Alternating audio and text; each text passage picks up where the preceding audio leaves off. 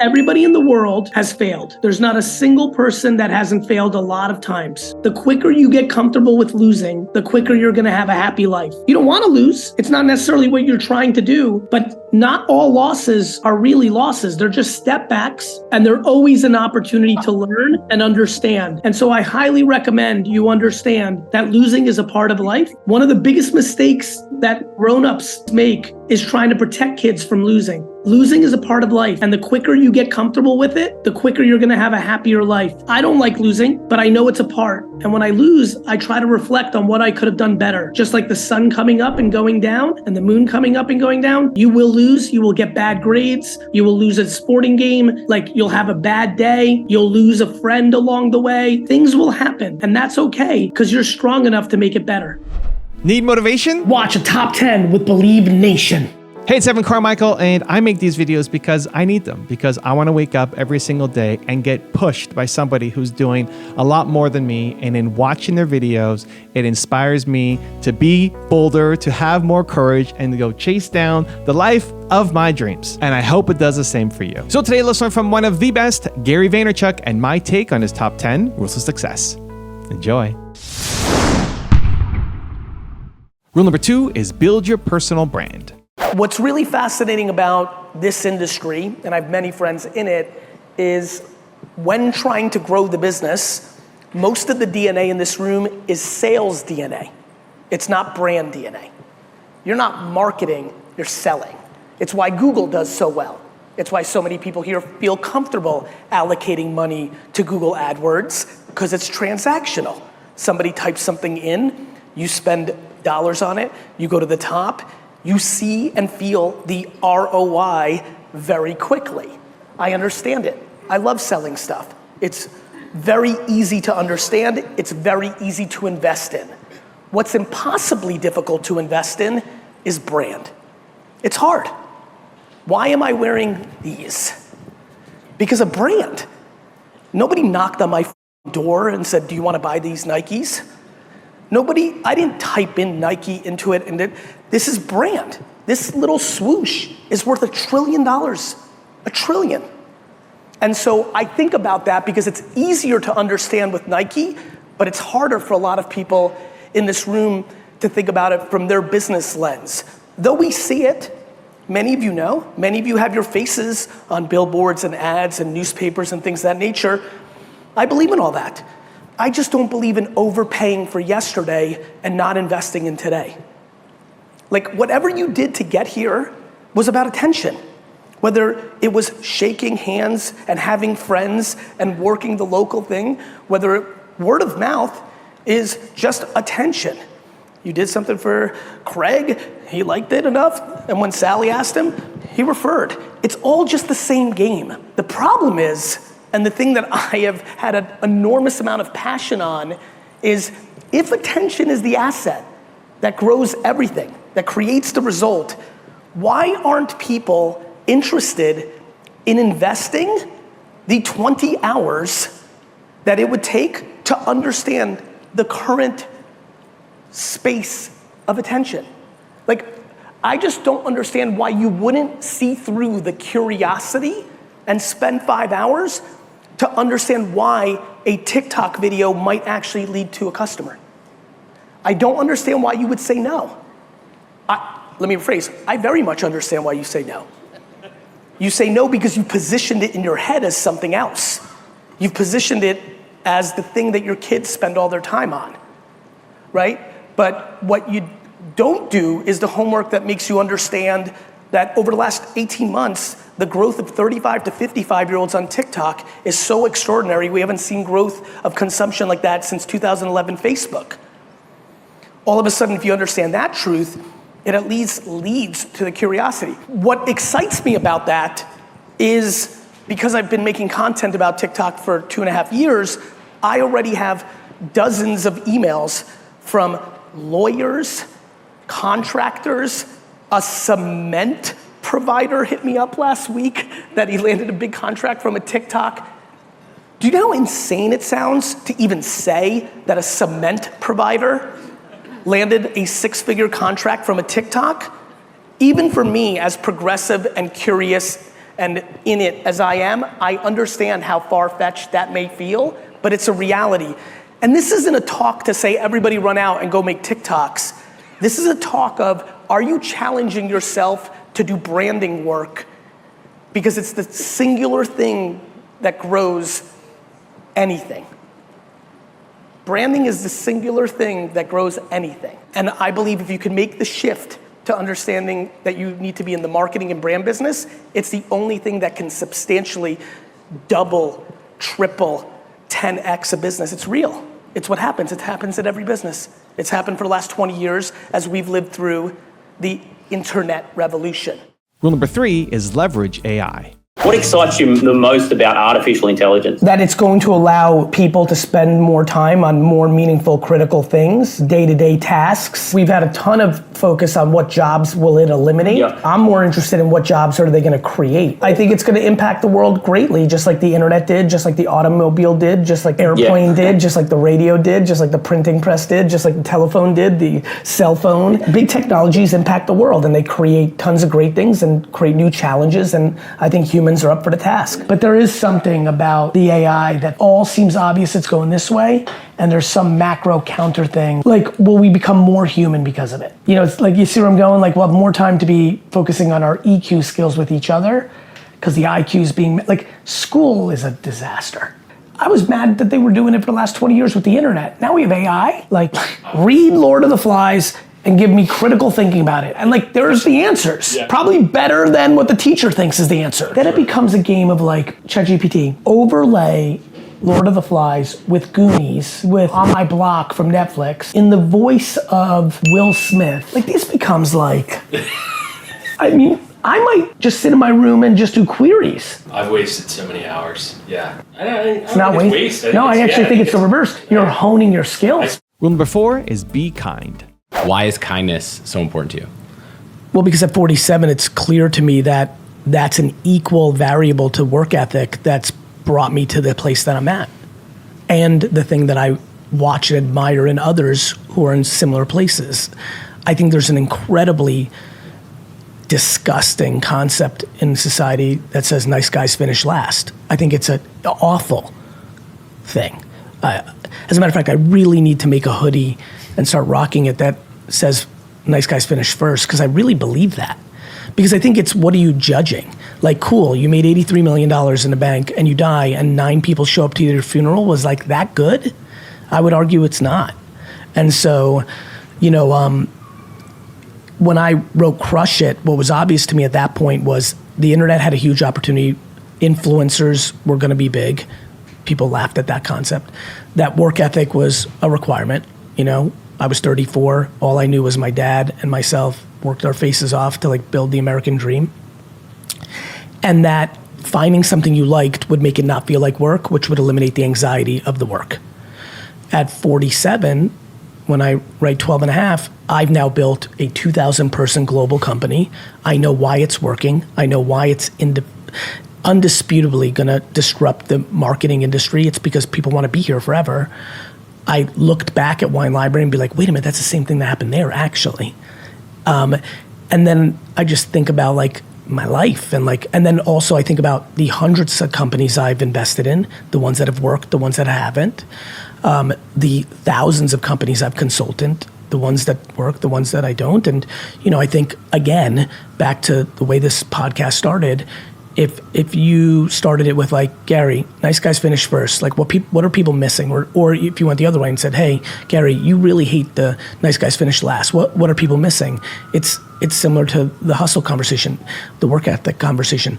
There's multiple ingredients. It's why the book is subtitled Ingredients. There are multiple ingredients that I think stand out as a consistent North Star blueprint that have sustainable, enjoyable success attached to them. And I think work ethic, and I think kindness, and I think curiosity, and several others are pretty standard. Now, some people are stronger at others, and that's why there's so many variable differences of so many different things out there, but it works for me, and like, I really enjoy being nice. Like, I like the way that, you know this as well, because you've watched this journey from me being like someone a couple people knew to a lot of more people know. I've always enjoyed the fact that even today, like the people that know me best have the best feelings towards me. And that's a nice feeling, especially when you've become a public figure and a lot of people have a lot of different takes. There's a sense of like calmness that comes along with, well, like as people get closer to me, they have a better taste of me. I'd be much happier with that than the reverse, which I think a lot of people in the world have, which is they may be liked optically on the outside, but as you get closer to their inner circle, it gets more rotten quickly. Also, to make sure you're actually taking action after watching this video, I've designed a special free worksheet just for this video. The worksheet will highlight all of the lessons learned in this video, as well as pull out our 3 favorite learnings and quotes that will inspire you to actually do something. The worksheet will also give you space to write down what your key takeaways are and your specific plan of action to make sure you're getting results. If you want the worksheet designed specifically for this video, absolutely for free, there's a link in the description below. Go click on it and start building the momentum in your life and your business. I'll see you there. Rule number 5 is start saving and investing. Do you believe in like saving money at all, or do you think that it's better to have all your money invested at all times? So the only reason I was able to, what was your name, brother? Jacob. So check this out. This right here, do you see it? Yeah. So that's Facebook, Twitter, and Tumblr stock. Those were the first 3 companies I invested in. So I got much worse at investing after I started. What's crazy about this, brother, was from 22 to 34, I worked for my dad's liquor store, and he never really paid me a lot of money because it was like immigrant family business life. So I never got paid a lot of money, but I was saving money like crazy. Like I was making $50,000 a year, and I was saving $10,000 a year because I didn't buy shit. I was just working and saving. And all those savings is what let me invest into this. So I think it's a mix. I invest a lot. Smart people realize that are financially savvy, realize investing is a good way to go versus just savings, but I always have a nest egg. I think you gotta find your own balance. You have to have a rainy day fund just in case things go poorly. And I think one of the biggest issues in the world right now for 20 to 30-year-olds is they don't save. They buy a lot of dumb shit. And so everyone's buying dumb shit to look cool on social media, and then when a rainy day happens, they're panicking. And so I think you gotta find your balance, bro. Rule number 6 is develop curiosity. This word curiosity is one that I would love for you to attach onto.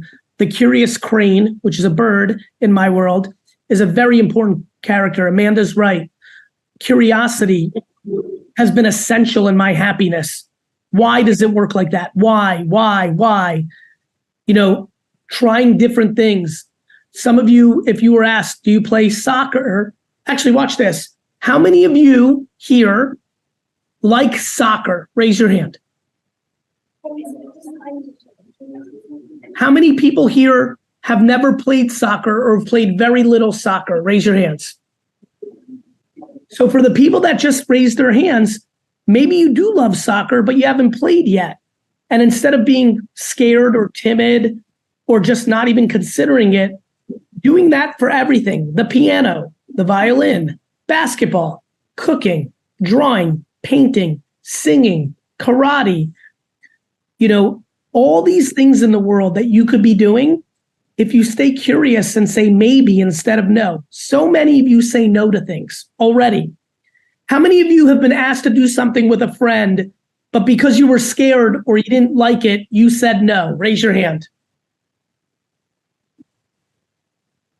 I'm really proud of you for raising your hand and being honest. What I'm asking the class to do is the next time a friend asks you to do something that you're scared of or you don't think you like, instead of saying no, say maybe. And maybe ask them another question about it. And then half the time say yes and try it. There are some things that are my favorite thing to do in the world that I don't even know because I never did it. It might be surfing. It might be pastry chefing, but I never tried it. And I want to do that more in my 40s. It's a heck of a lot better to do it when you're in your age group. So please say maybe, and that's how curiosity works. Rule number 7 is boost your self-esteem. Are there things you're doing to try to instill? Let's take your kind of 12 and a half lessons. Self-esteem. That's the thing. That's the thing. And not delusional self-esteem. Okay. If your 7-year-old loves Beyonce, but when she's running around the house singing, like literally you have to put earplugs in because it's the worst sound you've ever heard. It's probably a bad idea to tell her she can be Beyonce one day too. It's not a bad idea to say if she puts in a lot of work, she could be better at singing than she is today. These are so to me, it's self-esteem. Also, what do you compliment your kids on? If you're complimenting your kids constantly on how attractive they are, you're so beautiful, you're so cute, you're so handsome, you're instilling affirmation on that, which is gonna affect them when they're in their 30s, 40s, 50s, and 60s, because that's gonna be their self-worth. If you're telling them that they're remarkable because they're getting A's in school, you're teaching them to conform to systems that aren't real once they become 22. Might not be the best idea. 8th place trophies bother me. Not because I'm so competitive, but because you're telling your kids that losing is bad. Like, kids are smart. Kids are smart. So they realize the reason they're getting an 8th place trophy is like you as the parent don't want them to feel losing. Losing is bad. The problem is losing is such a fundamental part of life that you're teaching kids to be scared of it instead of leaning into it. So I think for me it's practical self-esteem, truth. Rule number 8 is find your passion. If you could, go back and talk to your 16-year-old self, what piece of advice would you give yourself? That this concept I have of being nice to every one of my classmates, regardless of what it meant to my own popularity, was a good strategy, because I really believe that how you treat people ends up really impacting your life. And so I know it's corny, but it's true. Like, I would have told the 16-year-old me, like, you've got this figured out, double down on it, be nice to everyone, it's gonna pay dividends. And I would tell my 16-year-old self that you're right, like college is not right for you like it is for Ken Osowski, one of the best students in my high school, and that means you're gonna have to work.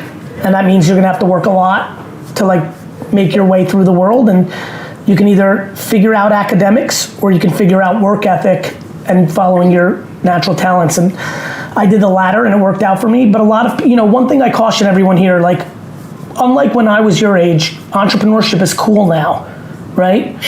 And I know that means for a lot of you that you want to do it. Just be self-aware. Entrepreneurship might not be right for you, but you might be right to be the number 2 or 3 or 4 for an entrepreneur, and that could be huge. Final point, please, my friends, I want you to be happy. You have to know yourself, not what your parents want, not what your teachers want, and not even what I know that you want to be a rapper or an entrepreneur or an influencer or a celebrity or an athlete. I get it, but you have to be self-aware. I wanted to be a Jets player, but by 16 I realized I was more likely to own the Jets than to play for them, and that's worked out for me. Rule number 9 is begin with action. I think the biggest vulnerability is that as everybody on earth that doesn't live in this exact city has a feeling that they're not, even big places like San Francisco and LA and Chicago have inferiority complex to New York. That's America. You start getting into places I get 100 emails a year. I'm the 3rd biggest in Poland, but it sucks. I feel scared, too small. And and I always try to tell those, and I'm excited to tell you this, until you have 50% market share of Austria, don't talk to me about this place is too small. People love to say, my country's too small, Gary. I'm like, you do 0.00001% of the business in your country. And so they get so fixated on the ideology that they're in a smaller country without realizing you could do 20 times more business. And rule number 10, the last one before some very special bonus clips, is go after your dreams. Little Gary struggled in school, but he did not struggle when he sold lemonade or when he rang doorbells to wash cars. So let me tell you kids about entrepreneurship. The number one cool thing about your school and the number one cool thing on the journey that you're on is, even if everyone says no, that this idea is not going to work, your parents, your teachers, the people that you must listen to the most, but when it comes to entrepreneurship, even if they don't think it's a good idea and you think it's a good idea, you must try it. It might not work. And many of my ideas did not work. Many of my businesses did not work. But as entrepreneurs, like all of us are, it's almost like our destiny to try to make the things and the ideas that we have to happen. So I tell you in this class, even though I wasn't lucky enough to have a class like this or a school like this, even in this environment that you're in, there will always be people that don't think your idea is right. And they might be right. But you must try and see your ideas come into the world, because you'll never live with yourself if you don't try, especially as you get older.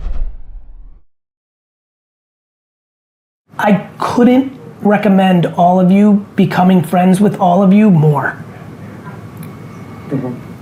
We're gonna teach you a load. I'm gonna be who I am. But your relationships with each other going through this is everything.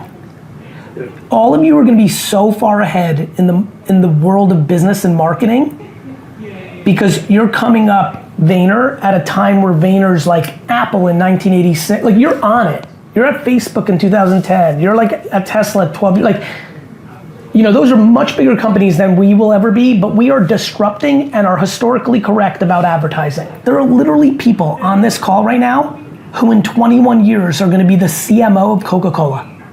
Literally. And so, like, what would I tell myself, or what would I be thinking? That I need to make sure that I get everyone's LinkedIn, Instagram, TikTok, email from this group, and go out of my way to be friends with everybody on Slack and create common ground with them around upbringing, interests, like at all costs. At all costs. There's nothing more valuable that will happen at Vayner than you taking advantage of you guys and gals are part of this little micro crew, and that makes you connected in a different way, and that all of you are coming into a company that is gonna accelerate your opportunities, whether within it. There are literally people in here that are gonna be the bosses of people in here, and by being friends, it's gonna be just a much more enjoyable life in 3 years. There's also people here in 19 years who, again, are gonna be CMOs of the biggest companies in the world that may help your child get an internship at that like, this is it. Empathy oftentimes comes from a place of like feeling compassion for the other person, having feelings for them. And I think it makes sense when you're a leader to have empathy for the people that you are managing or leading. But I think for happiness, for lack of anxiety, for joy, for the journey that I want for every person in this room, one of the things to really think about is having empathy for the person above you. One of the things that I've seen bring enormous happiness to many people in my organizations, the companies I invest in, the companies that I run, and then just organizations, sports organizations, service organizations, is when you in this room, let's just do a for instance, when you're working on something as an engineer here, right, or a physicist on something, and you're working on it for 7 years, and you've got it finally working in real life, not in the lab, and then on a 1 hour's notice, on a 1 second's notice, we're shifting strategy, and you're no longer doing that. There's enormous frustration. You're in the trenches, and somebody in a boardroom is making a call, and you're frustrated. I think about that a lot. Why?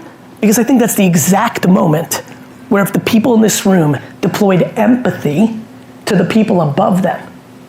If you think about being frustrated with your manager or your leader, or their leader's leader, or their leader's leader. I don't know if you've heard, but everyone's got a boss. And the guys in this room really know what I'm talking about. Everybody's got a boss, no matter what your position looks like.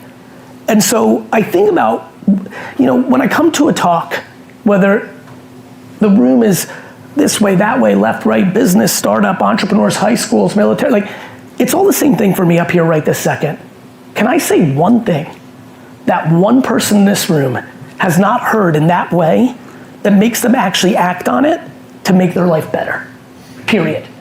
I know the framework of a lot of people's professional careers in this room, and I know that disproportionately the quickest way for them to get happier day to day is to actually put them in the boots or the shoes or the sneakers of the people above them, parallel to them, and below them. Below them comes natural. Below them comes natural. There's a sense of like, okay, this person's reporting to, that comes natural. Not everyone's good at it, we all know that. But that comes a little more natural. But above you, or 6 rungs above you, that comes hard. because you think they should be working for you, which is true. One of the reasons everything has worked for me professionally is every morning I wake up, including today, on a groggy day on the East Coast, I wake up and say, I work for those 2,000 people globally, not the other way around. True leadership is only based on that. Humility. I don't care how many things you have on your thing. Do you have the humility to know that you work for them? Easy to do it for the flag, because it's theory. It's not a human being. When it becomes human, it gets harder. It becomes more real, right? All of a sudden you have to care on an individual basis, and you all know this. Every person left, right, below you is different. The ones that come easy to you that are like you is easy. But the accountability to deal with what's hard is the game. Leadership. You've been a positive light in social media. Help those people who are out there going, hey, what's my social persona? I think that you have to ask the simple question of why are you doing it? Most of the social that's out there isn't working because it's selfish. You want the likes, you want the money, you want to sell the thing. And we don't want that. You need to put out things that provide value, and they can come in a lot of shapes and sizes. I'll tell you who I'm really fascinated by. The people who are posting on a daily basis, who have very tiny audiences and enjoy it to no end. They enjoy it because they just want to share videos of them playing video games or cooking or things of that nature. This becomes a very simple game of why are you doing this? You do it because you love the thing that you're putting out there and it's part of the process. You're gonna win. The problem is too many people want certain things and they want it fast. Actually, I'm gonna assume a lot of this crowd has not gone into AI yet. It's new, and I'm generalizing. But by show of hands, how many people here have not played with an AI app or an AI website yet, like really done AI work? Raise your hands if you haven't yet. That's what I figured, so thank you. Please, because a lot of the hands will remember this, you not doing stuff with AI is just like the thing you made fun of your parents for not doing with the internet. This is the internet 1992, it's that big, it's not going away, and it will make your life so much better. When you're in the kitchen saying, hey Alexa, can you order me food for 2 friends, one's lactose intolerant, order now, boom, and that saves you 18 minutes of going to the website or calling or being on your Seamless app or Uber Eats. This is gonna make your life better. Like everything, of course there'll be some things that aren't good, but there aren't some things that are good about everything. Nothing has been, like alcohol has some bad things. Right? A car, like everything has bad and good. Please don't do to AI what you've done to everything else. It's gonna be a part of our lives, so it's gonna affect, brother, it's gonna affect everything. When I say everything, everything. So the quicker you get used to it, like the better your life will be.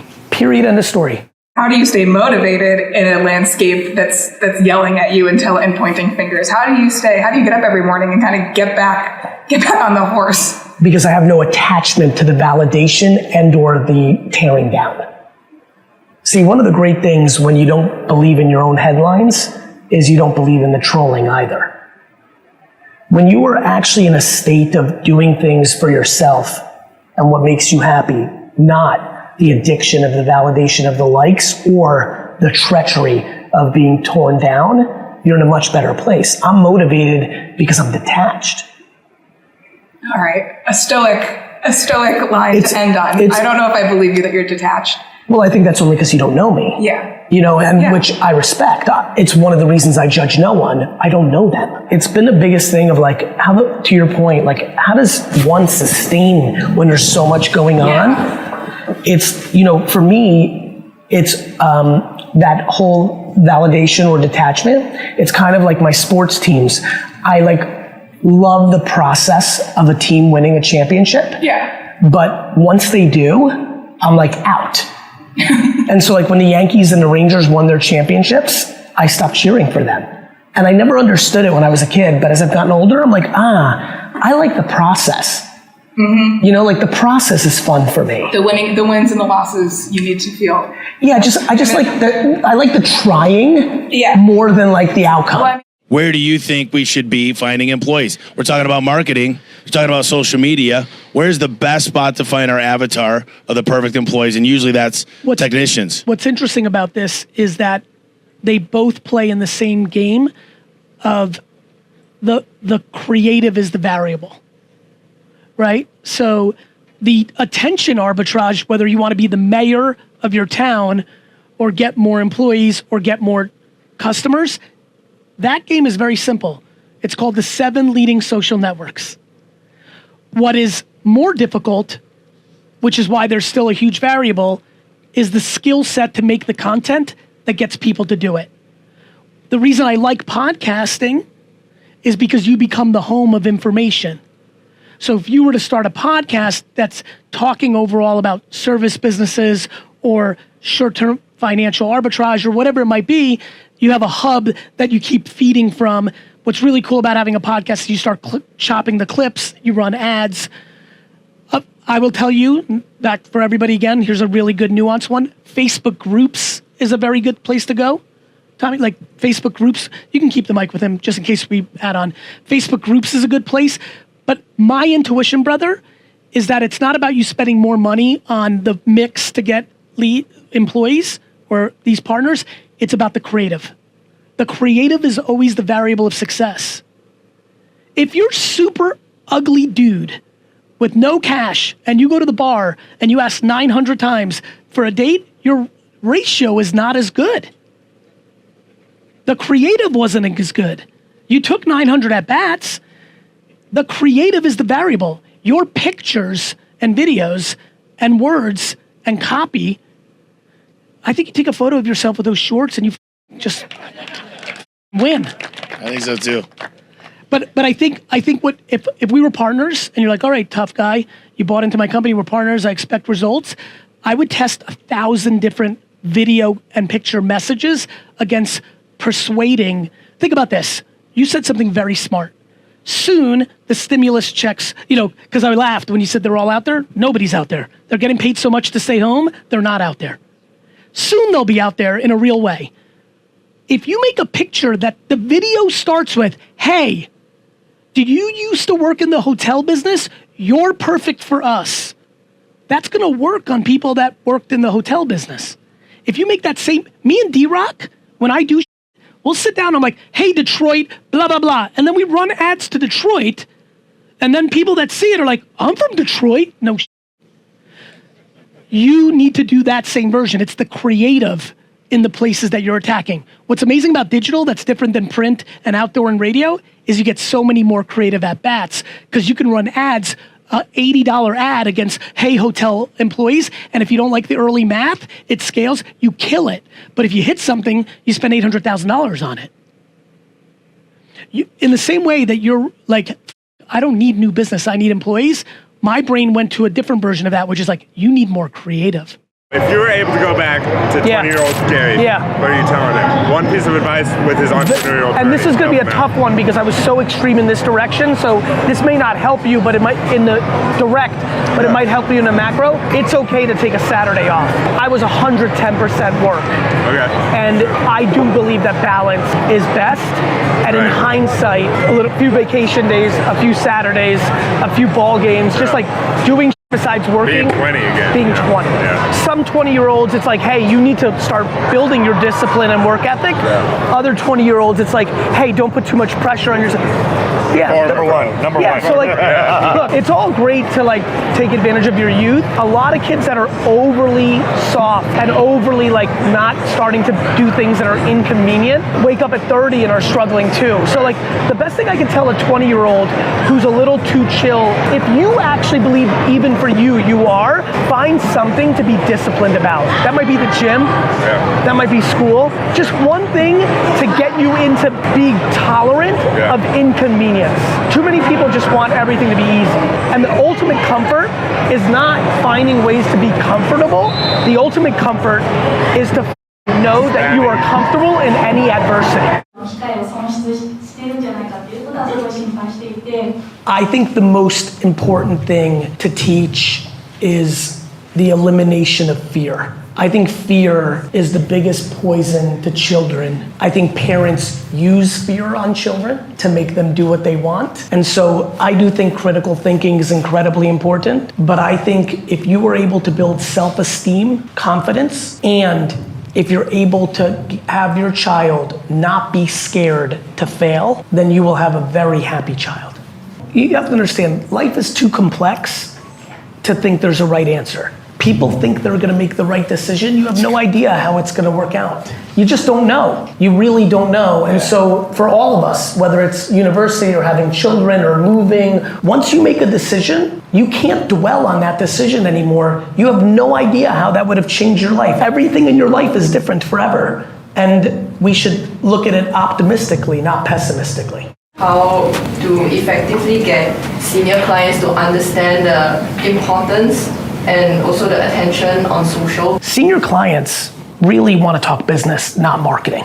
Well, that's what's worked for us. I only talk business. One of the reasons that social media is really interesting to me is if you asked any normal person that's smart to some degree that in 2023, is it a good idea to spend money on social media? You'd have to think that the person will say yes. We know what world we live in, but there are many clients we have that spend more money on print than they do on social. That's insane. The first question you have to ask is, how do you measure brand? That is the number one first question. And they're gonna answer with a report. And then you gotta ask them how the data goes into the report. And that's where the conversation starts to get interesting. And so as you can imagine, now all of a sudden you're in a meeting, they're saying, how do you measure this? And I go, hey, real quick, before I explain the ROI of social, how's your ROI metrics on your reporting looking for last year? Great, but why is your business down 12%? And then all of a sudden it completely undermines the way they measure and it changes everything.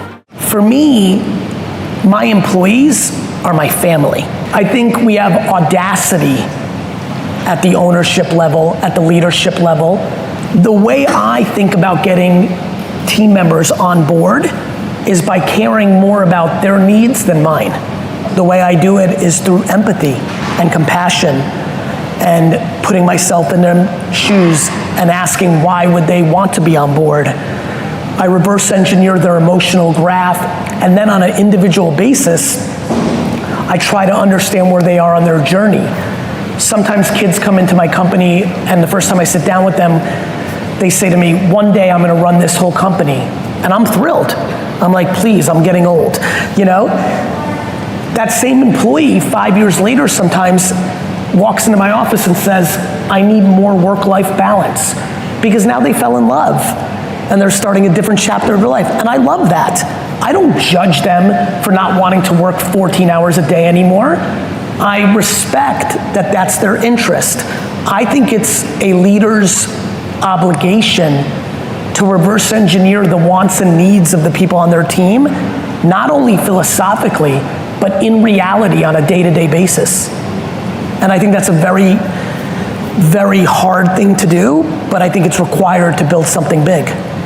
When you have the intent to care, you ask the questions. You know, when people come up with excuses of why they haven't accomplished something, it's often predicated on the fact that they didn't want to know the answer at the time. Evan, thank you so much for having a couple seconds and being able to tell the Believe Nation a little bit about Empathy Wines. It means a lot to me that you would take this valuable real estate and time on your channel to give me some love. It means a lot. It's just good karma points, and so you're awesome. Thank you. Believe Nation, if you're into wine at all, go to empathywines.com. My whole career's work was poured into producing a wine that rivaled $40 to $60 wine for 20 bucks a bottle. I'm just super excited about this subscription-based wine business. You can order 3, 6, or 12 bottles in subscription form, rosé, white, red. If you search on Instagram or Twitter, you will be blown away. People are literally like, I don't even like Gary Vee, but the wine's good. Super proud of the effort. Thanks, Evan, for the time. Wishing you guys all happy and healthy.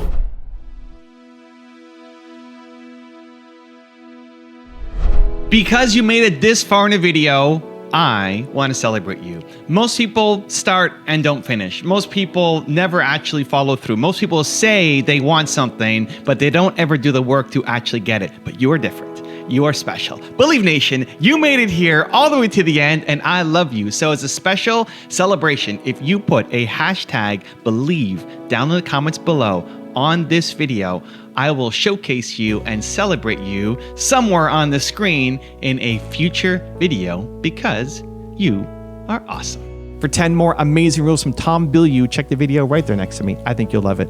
Continue to believe, and I'll see you there. The reason that I've had the kind of success that I've had in my life is simply because I understand that iteration is how we make cultural progress. It's what I call the physics of progress. Most people, when they're running